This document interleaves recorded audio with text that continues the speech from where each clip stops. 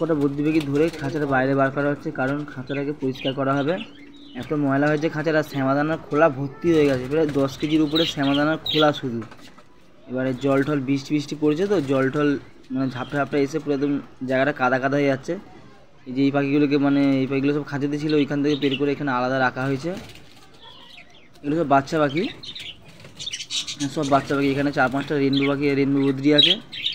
যদি কারো কেনার শখ থাকে বলতে পারেন, এখানে বিক্রি করে দেওয়া হবে।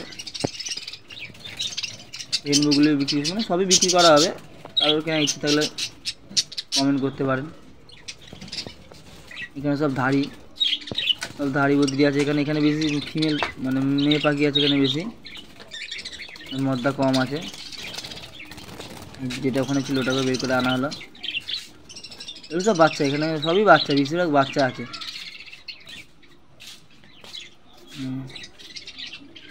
এই নেটগুলো সব রং করা হবে, মানে নষ্ট হয়ে যাচ্ছে এগুলো। ভিতরে যে শ্যামাদানার খোলা ভর্তি। আর এরা তো খাওয়ার থেকে বেশি নষ্ট করে না, এতেই গায়ে লাগে। শ্যামাদানার যা দাম। এটা হচ্ছে আমার বুদ্ধি পাখির কলোনি, যাকে বলে খাঁচা আর কি। আমরা মানে সবাই কলোনি বলে, আমি খাঁচাই বলছি।